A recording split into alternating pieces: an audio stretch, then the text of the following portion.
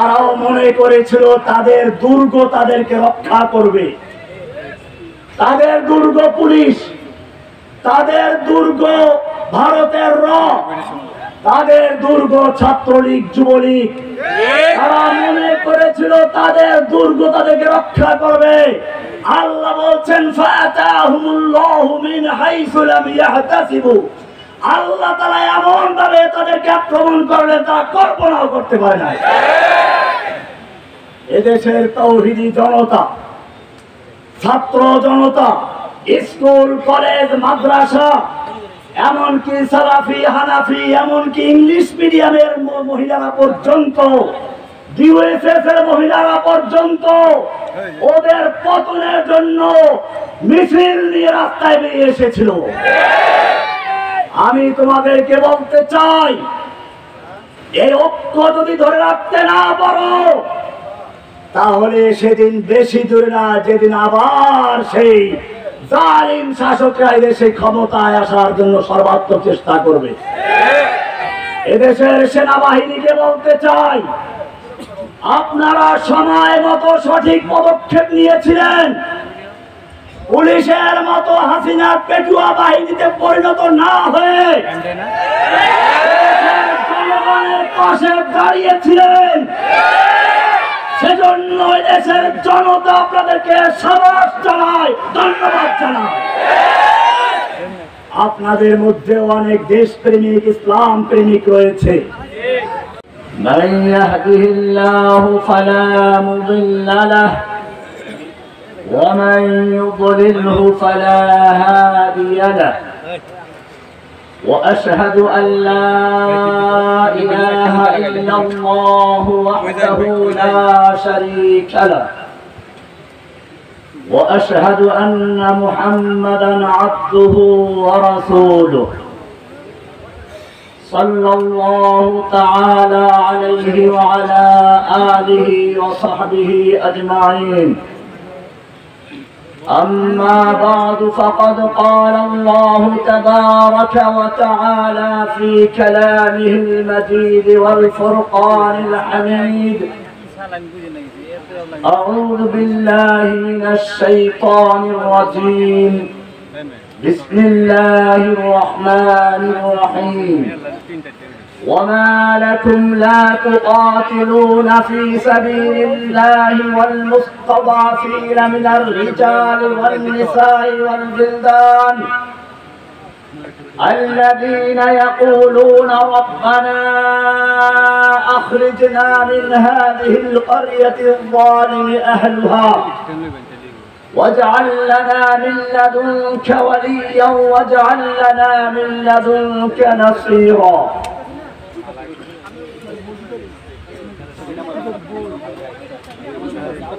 हर सिमत मचलती किरणों ने अफसों ने शबे गम तोड़ दिया।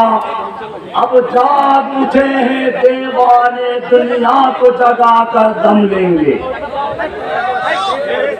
सोचा है कफील अब कुछ भी हो, हर हाल में अपना हक लेंगे। इज्जत से जीना है तो जी लेंगे या जान शहादत पी लेंगे। सब गुरीजा होगी आखिर जलवाए खुर्शीद से, ये चमन मामूर होगा नगमाए तौहीद से। मर्द मोमिन बातिल से हरगिज़ खौफ खा सकता नहीं, सर कटा सकता है लेकिन सर झुका सकता नहीं।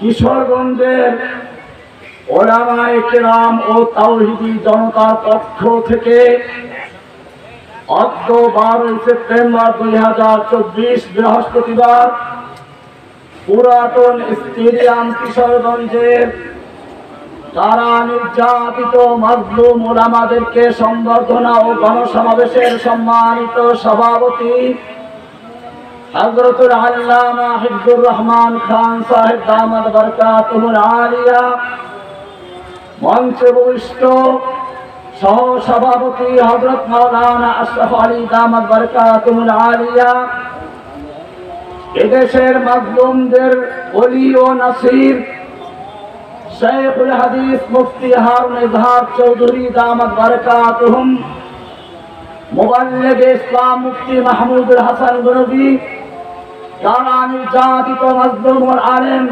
রফিকুল ইসলাম মাদানী সহ অন্যান্য উলামায়ে কেরাম, আমার সামনে উপস্থিত আগামী দিনের তাওহীদের সৈনিক, ওয়ালিল্লাহি জুনুদুস সামাওয়াতি ওয়াল আরদের বাস্তব নমুনা এদেশের তাওহীদি জনতা। আপনারা জানেন আমরা এই সমাবেশ করছি এমন একটি মুহূর্তে যখন ফিলিস্তিনি মুসলমানদের বাড়িঘর গুলোকে বুলডোজার দিয়ে গুঁড়ি দেওয়া হচ্ছে, আকাশ থেকে বোমা নিক্ষেপ করে দুধের শিশু পর্যন্ত নির্মমভাবে হত্যা করা হচ্ছে। মুসলিমদেরকে হত্যা করা হচ্ছে কাশ্মীরে, মুসলিমদেরকে হত্যা করা হচ্ছে উইঘুরে, মুসলিমদেরকে হত্যা করা হচ্ছে আমাদের পার্শ্ববর্তী এলাকা আরাকান বার্মার মুসলিমদেরকে। আমরা সমাবেশ করছি এমন একটি মুহূর্তে যখন বাংলাদেশ থেকে ইসলাম ও মুসলিমদের নিশানাকে মুছে ফেলার জন্য দীর্ঘদিন পর্যন্ত প্রশিক্ষণ দিয়ে এদেশের বুকে এক ডাইনি স্বৈরাচারিণী মহিলাকে পাঠিয়ে দেওয়া হয়েছিল। তিনি বাংলাদেশে প্রথমে সেই ক্ষমতায় যখন বসলেন, এদেশের লক্ষ আলেমের সরতাজ শাইখুল হাদিসদের উস্তাদ শাইখুল হাদিস আল্লামা আজিজুল হক সাহেবকে জেলে ঢুকিয়েছিল। পুলিশ হত্যা মামলা দিয়ে তাকে কারাগারে রুদ্ধ করা হয়েছিল। শুধু এ পর্যন্তই নয়, আবার যখন ক্ষমতায় এলো, আল্লাহ এবং আল্লাহর নবীকে নিয়ে কটূক্তি করার জন্য একদল নাস্তিক মুরতাদদেরকে খেপিয়ে দিয়ে উত্তেজিত করলো।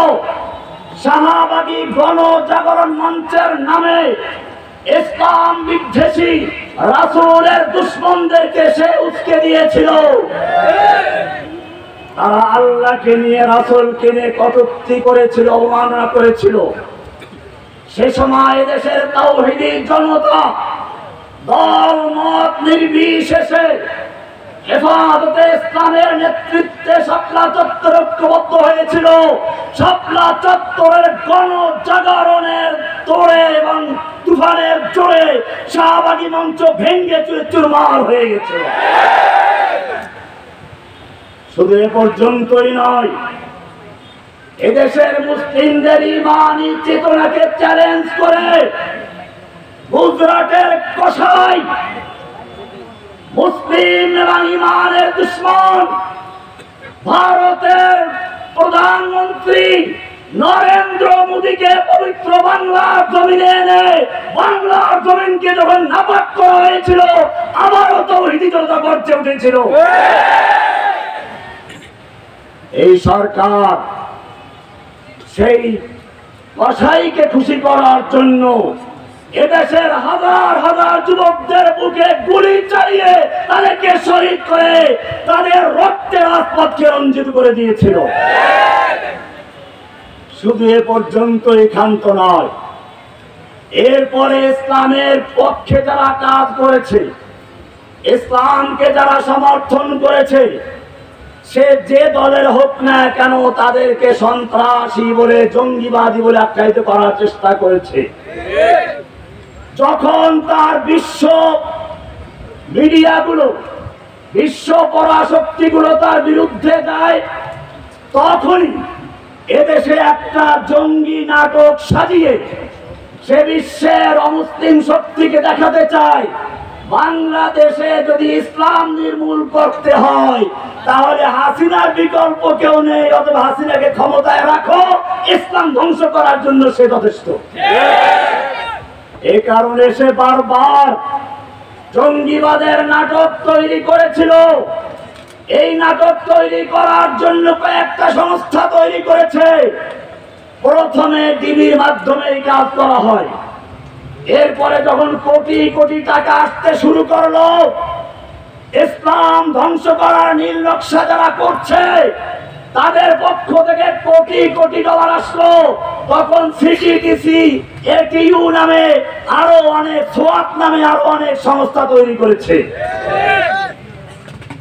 এরপরে যখন এদেশের তাওহীদি জনতা আরো ফুঁসে উঠল, তখন উলামায়ে কেরামদেরকে বিভিন্ন অপবাদ দিয়ে বিতর্কিত করার চেষ্টা করা হয়েছে। আমি এ কথা আমার একটা বইতে আগেই লিখেছিলাম, দিন কায়েমের সঠিক পথ বইতে আমি উল্লেখ করেছিলাম। ওদের চক্রান্ত হলো, রাস্তার এক পাশে যদি দেখো মোল্লা ওমর বক্তব্য দিচ্ছে, তাহলে রাস্তার অপর প্রান্তে তার বিরুদ্ধে মোল্লা বরডলিকে তৈরি করে দাও।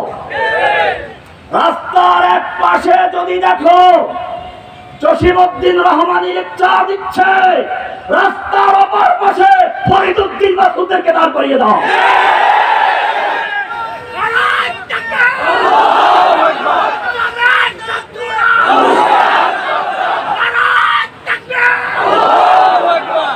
আমাকে বলা হলো আনসারুল্লাহ বাংলা টিমের আধ্যাত্মিক নেতা, কখনো গুরু, কখনো প্রধান, কখনো আবার আরো কি যেন। আসল কথা হচ্ছে, মিথ্যা কথা বললে একবার স্থির থাকা যায় না। আমি আজকের এই সমাবেশের মাধ্যমে বাংলাদেশের সকল মিডিয়াকে জানিয়ে দিতে চাই, জসিমউদ্দিন রহমানী গ্রেপ্তার হওয়ার আগ পর্যন্ত বাংলাদেশে আনসারুল্লাহ বাংলা টিম নামে কোন দল আছে বলে তার জানা ছিল না। আপনারা জানেন, একজন লোক যদি লেখক হয় আর সে কোনো দল করে, তাহলে অবশ্যই কোনো না কোনো সূত্র ধরে সে ওই দলের দিকে আহ্বান করবে। একজন লোক যদি ইমাম ও খতিব হয়, কোনো না কোনো সূত্র ধরে সে তার বক্তব্যে সেই দলের প্রতি আহ্বান জানাবে, সমর্থন জানাবে। একজন লোক যদি মাদ্রাসার টিচার হয়, তাহলে সে কোনো না কোনো সূত্র ধরে তার ছাত্রদেরকে ওই দলের প্রতি আহ্বান জানাবে। আমি এই সব প্ল্যাটফর্মে কাজ করেছি। আমি ধানমন্ডি এক মসজিদে ইমাম ও খতিব ছিলাম, জামিয়া রহমানিয়ার ছাত্র এবং মুহাদ্দিস ছিলাম। আমি অনেকগুলো বই লিখেছি।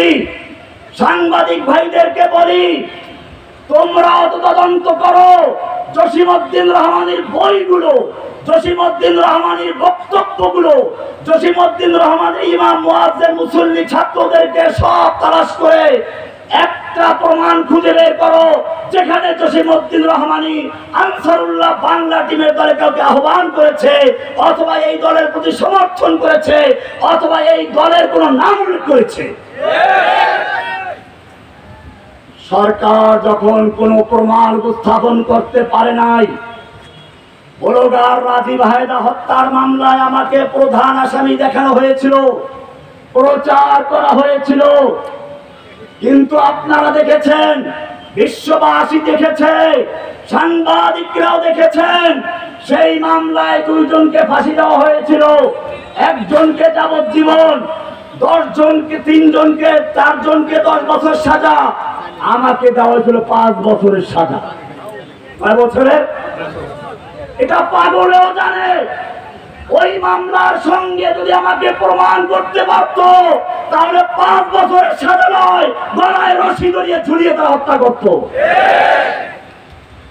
এরপরও কি প্রমাণের প্রয়োজন আছে?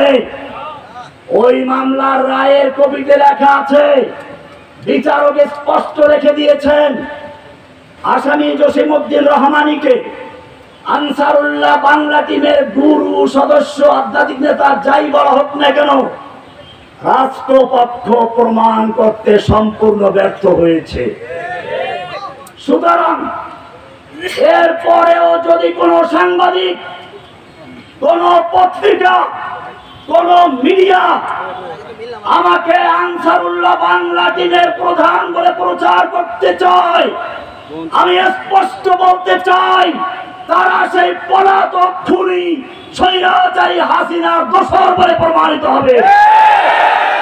বাংলার তৌহিদি জনতা তাদেরকে বাংলাদেশ থেকে হাসিনার মতো বিতাড়িত করার চেষ্টা করে।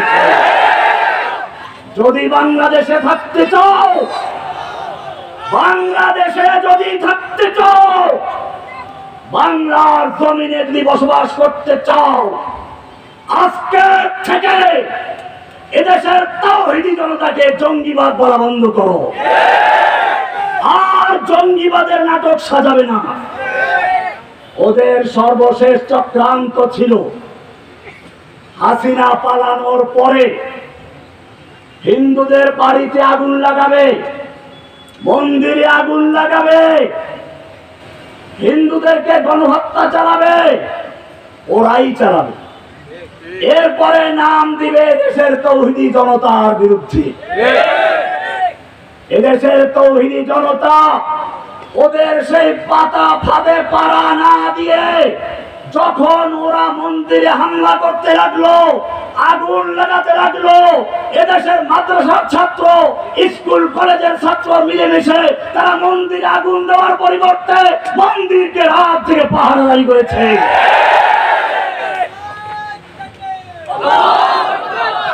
ওদের চক্রান্ত মাকড়সার জালের ন্যায় ছিন্ন ভিন্ন হয়ে গেছে, এখনো থেমে নাই। এখন আবার চক্রান্ত হচ্ছে। প্রথম চক্রান্ত হবে স্কুল কলেজের জেনারেল ছাত্রদের মধ্যে আর মাদ্রাসা ছাত্রদের মধ্যে বিভেদ তৈরি করে দেওয়া। কারণ ফেরাউনদের চরিত্র এটাই ছিল। ফেরাউন কি করেছিল? ওয়াজআলা আহলাহা শিয়া। ফেরাউন তার দেশের জনগণকে বিভিন্ন দলে বিভক্ত করেছিল। এখনো ভারতের হাসিনার লুকিয়ে থাকা এই দেশের পাঁচটা গোলামেরা, শুধু পাঁচটা গোলাম বলতে আমি গোয়েন্দাদেরকে বলছি না, পুলিশ আওয়ামী লীগকে বলছি না, এদেশের ওলামায়ে কেরামদের মধ্যেও একদল আলেমে সু লুকিয়ে আছে।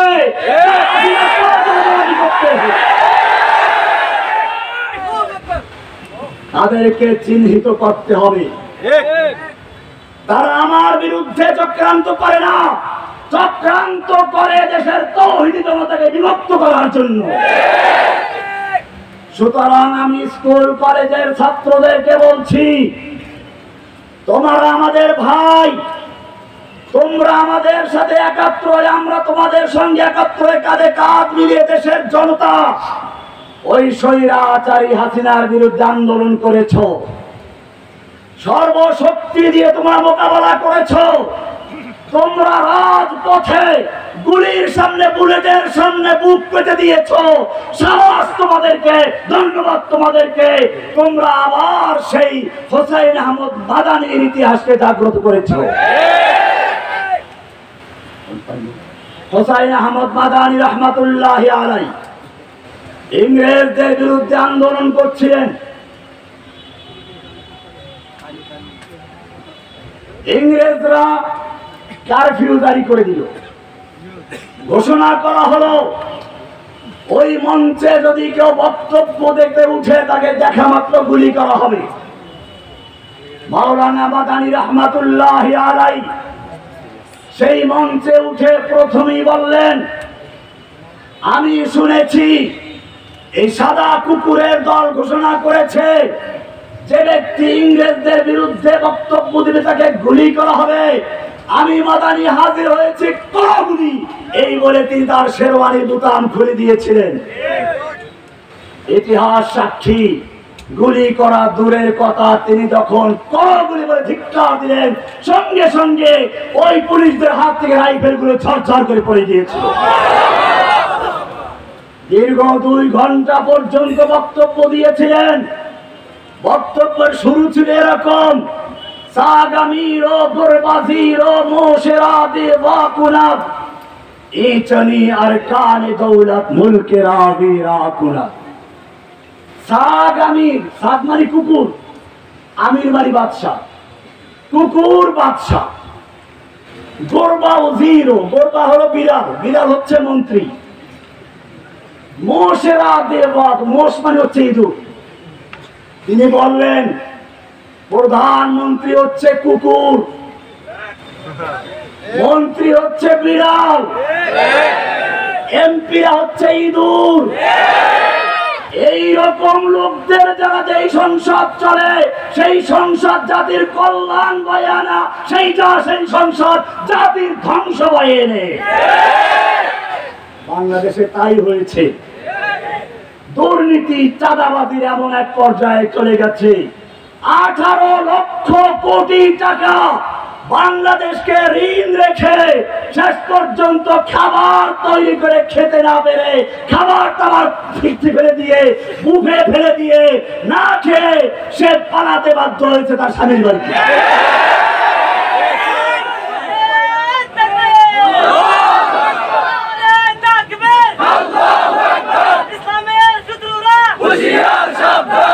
আমার মনে পড়ে কোরআনের আয়াত, জাআল হাক্কু ওয়া যাহাকাল বাতিল ইন্নাল বাতিলা কানা যাহুকা। ফিরাউন आए, हामन आए, जालिम जाबिर सुल्तान आए, कितने कितने शैतान आए, सबको हुई रुसवाई हासिल। जाअल हक्कु व ज़हक़ल इन्नल बातिला काना ज़हूक़ा।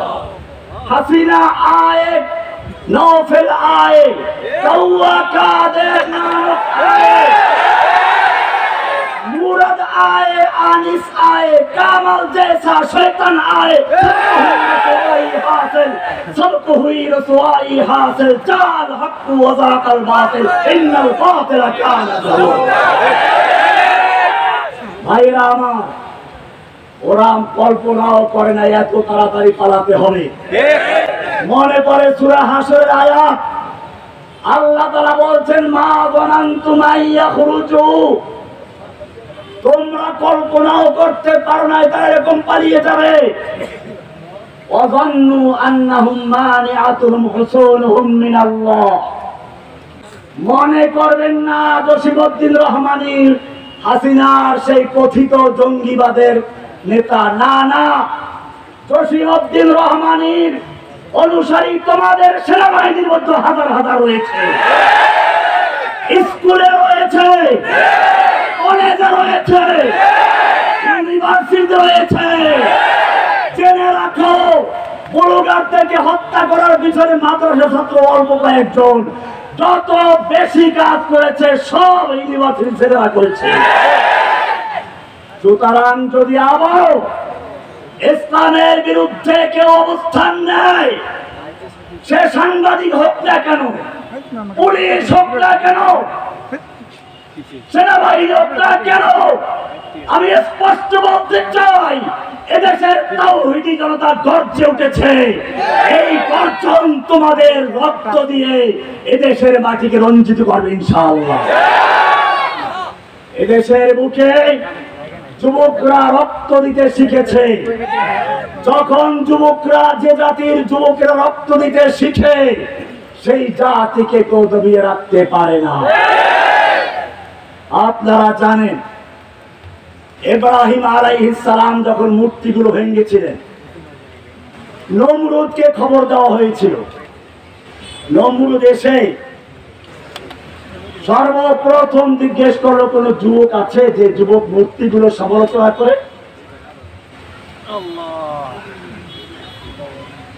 কেন যুবকের প্রশ্ন ছিল? নমরুদ বুঝতে পেরেছিল এই রাজকীয় মূর্তিখানার মূর্তিগুলো ভেঙে চুরমার করা হলো, কোন ঝড় তুফান হয় নাই, কোন ভূমিকম্প হয় নাই, মারামারি যুদ্ধ লাগে নাই, তাহলে মূর্তিগুলো কিভাবে ভাঙলো? নিশ্চয়ই এটা মূর্তি ভাঙা পর্যন্ত শেষ নয়, এটা হচ্ছে এই মূর্তির সমাজকে ভেঙে দিয়ে তাওহীদি সমাজ গড়ার জন্য এক মহা পরিকল্পনার শুভ সূচনা মাত্র। আর এইরকম সুন্দর পরিকল্পনা যুবকদের মাথায় আসতে পারে, কোনো বুড়োর মাথায় নয়। আপনারা দেখেছেন এদেশের একজনকে জাতির পিতা বানানো হয়েছিল, বড় বড় মূর্তি বানিয়ে রাখা হয়েছিল।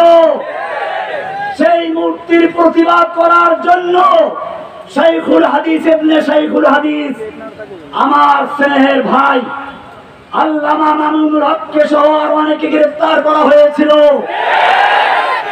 কিন্তু সেই মূর্তি গলায় রশি লাগিয়ে ট্রেন নয় কেড়ে দিয়ে তাদেরকে ধ্বংস দেওয়া হয়েছে। মুজিব এখন ট্রেনে চলে নাই। বুঝতে হবে এই দেশে যারা মূর্তির ঝড় বানাতে চায়, মূর্তির সমাজ যারা গড়তে চাও, তোমাদের সকলের পরিণতি ওই রকমই হবে। আমি আমার মুসলিম যুবক ভাইদেরকে বলবো, তোমরা কোন ষড়যন্ত্রের ফাঁদে পা দিবে না, খুব সাবধান থাকবে। আমার বিরুদ্ধেও একদিকে যেমন নাস্তিক মুরতাদ এবং অপশক্তি বিরোধিতা করছে, আমাদের একদল নাদান দোস্ত আমার বিরুদ্ধে লেগেছে। তাদের বক্তব্য রহমানি জেল থেকে বেরিয়ে ইমানের দুর্বল হয়ে গেছে। না, তোমাদের ভালো করে বুঝতে হবে, আমি তোমাদের অনেককেই দেখেছি রিমান্ডে যখন পরীক্ষা হয়েছে, ঝুলিয়ে দেওয়া হয়েছে, অল্প সংখ্যক লোক তোমরা পরীক্ষায় পাস করেছো, বেশিরভাগ লোক ওদের স্বীকারকতা স্বীকার করেছো। আমার বিরুদ্ধেও তোমরা সাক্ষী দিয়েছো। তোমরা কাকে চ্যালেঞ্জ করছো? কার ইমান দুর্বল বলছো? জসিমউদ্দিন রহমানী দুর্বল হলে সর্বশেষ তাকে প্রস্তাব করা হয়েছিল। আল্লাহ তাআলা চান নাই ওই জালিমের শর্ত মেনে সুযোগ সুবিধা নিয়ে মাথা নত করে বের হওয়া। আল্লাহ তাআলা চেয়েছিলেন তাওহীদের ডাক দিয়ে, তাওহীদ কারো সামনে মাথা নত করতে পারে না। মর্দে মুমিন বাতিল से हरगिज़ खौफ खा सकता नहीं, सर कटा सकता है लेकिन सर झुका सकता नहीं। আমাকে সকাল থেকে বিকাল পর্যন্ত রিমান্ড শেষ হয়ে গেছে, তারপর বলে খালি আপনি এতটুকু স্বীকার করেন। আমাকে গাড়ির মধ্যে রাখা হয়েছিল গরমের মধ্যে। পরে একজন দেখে বলে, ইউনূস আলাইহিস সালাম তো মাছের পেটে সাদা হয়ে গিয়েছিলেন, আপনিও তো সেরকম সাদা হয়ে গেছেন। ভাইরা আমার, যখন তারা কোনোভাবে টলাতে পারে নাই, শেষ পর্যন্ত আশাহত হয়ে কোর্টে জমা দিয়ে চলে গেছে। আল্লাহ তাআলা চাইলেন এই বাতিলের সামনে মাথা নত করে নয়, তাওহীদের ঈমানদাররা কখনো মাথা নত করতে জানে না। মর্দে মুমিন বাতিল से हरगिज़ खौफ खा सकता नहीं, सर कटा सकता है लेकिन सर झुका सकता नहीं। আল্লাহ তাআলা সম্মানের সঙ্গে মাথা উঁচু করে বের করে নিয়ে এসেছেন। কোন জালিমের শর্ত মানার কোন প্রয়োজন হয় নাই, কোন জালিমের কোন সুযোগ সুবিধা নেওয়ার প্রয়োজন হয় নাই। আমাকে ক্রসফায়ার দেওয়ার জন্য নিয়ে যাওয়া হয়েছিল। আল্লাহ রাব্বুল আলামিন ওদের কলিজার মধ্যে ভয় ঢুকিয়েছিলেন, কারো গুলি করার সাহস হয় না। ভাইরা আমার, আমার এই জীবন আপনাদের দোয়া আল্লাহর রহমতের জন্য ওয়াকফ করা হয়েছে। এটা আমার বোনাস জীবন। আমি কখনো কল্পনাও করতে পারি নাই আমাকে আবার এই মুক্ত জীবনে আসার সুযোগ হবে। আল্লাহ আমাকে বের করে নিয়েছেন। তাই আমি তোমাদেরকে বলবো, ঈমানি দুর্বলতার জন্য নয়, আমরা চাই সুপরিকল্পিত প্রকল্পের মাধ্যমে এদেশে ইসলামকে বিজয়ী করতে। জেনে রাখো, আল্লাহর নবী যখন মক্কায় দাওয়াতের কাজ শুরু করলেন, তাওহীদের দাওয়াত দেওয়া শুরু করলেন, আবু বকর, ওমর, ওসমান, হামজার মতো লোক আল্লাহর নবীর পাশে দাঁড়িয়েছে। তখনও মক্কার খানায় কাবার ভিতরে বাইরে প্রায় 360টা মূর্তি ছিল। ইচ্ছে করলে রাতের আধারে কিছু মূর্তি ভাঙতে পারতেন কিনা? পারতেন না? ভেঙেছিলেন? কেন ভাঙেন নাই? আল্লাহর নবীর ঈমান কি দুর্বল ছিল? আবু বকরের ঈমান কি দুর্বল ছিল? ওমরের ঈমান কি দুর্বল ছিল? হামজার ঈমান কি দুর্বল ছিল? তাহলে কেন ভাঙেন নাই? ভালো করে বুঝে রাখো। আল্লাহর নবী তখন চিন্তা করলেন, এই 2-4টা মূর্তি ভাঙলে আমার কোনো লাভ নেই। আজকে ভাঙবো, কালকে তারা আরো মজবুত করে পাথর দিয়ে তৈরি করবে। তার চেয়ে আমি তাওহীদের দাওয়াতের মাধ্যমে, তাওহীদের প্রচারের মাধ্যমে মানুষের অন্তরের থেকে মূর্তি ভেঙে ফেলে দিব। তখন সেই লোকগুলো নিজেরাই মূর্তি ভাঙবে, আমার ভাঙার প্রয়োজন হবে না। আল্লাহর নবী মুহাম্মদ সাল্লাল্লাহু আলাইহি ওয়াসাল্লামের সেই সুন্নাহকে সামনে রেখে আমিও তোমাদেরকে বলতে চাই, বাংলাদেশের মানুষ কোরআনকে ভালোবাসে, রাসূলকে ভালোবাসে, আল্লাহর খানায় কাবাকে ভালোবাসে। ওদের ভিতরে তাওহীদের জ্ঞানের কমি রয়েছে। এখন থেকে তোমরা প্রতিটি ঘরে ঘরে তাওহীদের আওয়াজ ছড়িয়ে দাও। তারা যখন বুঝতে পারবে নামাজ যেরকম ফরজ, রোজা যেরকম ফরজ, হজ যেরকম ফরজ, আল্লাহর জমিনে আল্লাহর দ্বীন কায়েম করা কেমনি ফরজ, তখন আর তোমাদের মূর্তি ভাঙতে লাগবে না। ওই তাওহীদি জনতার গণজোয়ার শুধু মূর্তি ভাঙবে না, জালেম জাহির তসনস করে দিয়ে বাংলাদেশের সংসদে কালেমার পতাকা পতপত করে উড্ডীন করে ছাড়বে ইনশাআল্লাহ। সেজন্য যুবকদেরকে আমি বলবো, আবেগ দিয়ে নয়, বিবেক দিয়ে সুনির্দিষ্ট পরিকল্পনার মাধ্যমে মুফতি হাউজে ধার মাঠে নেমেছে। মুফতি মাহমুদ হাসান গুলবি রয়েছেন, এদেশের বড় বড় ওলামা ইকরাম মাঠে রয়েছেন। আজকে আমি যেখানে যাচ্ছি সেখানে একটা যুবকদের বড় অংশকে পাচ্ছি। আমি আশা করি আমরা যদি ঐক্যবদ্ধভাবে কাজ করতে পারি তাহলে সেদিন বেশি দূরে নয়, যেদিন বাংলাদেশের ব্যাংকে, আদালতে, সংসদে কোরআন ছাড়া অন্য কিছু চলবে না। আমাদের মধ্যে বিভেদ তৈরি করার চেষ্টা চলবে। হেফাজতের নেতাদেরকেও বলবো, আপনাদের বিরুদ্ধে চক্রান্ত হচ্ছে, হেফাজতকে ভাঙার ষড়যন্ত্র হচ্ছে, এদেশের আলেমদের মধ্যে চক্রান্ত হচ্ছে। আপনারা কোন কাফেরের মুরতাদের ফাঁদে পা না দিয়ে ঐক্যবদ্ধভাবে মাঠে গিয়ে চলুন। জালিমের যত বড় বাধা উপেক্ষা করে চলুন।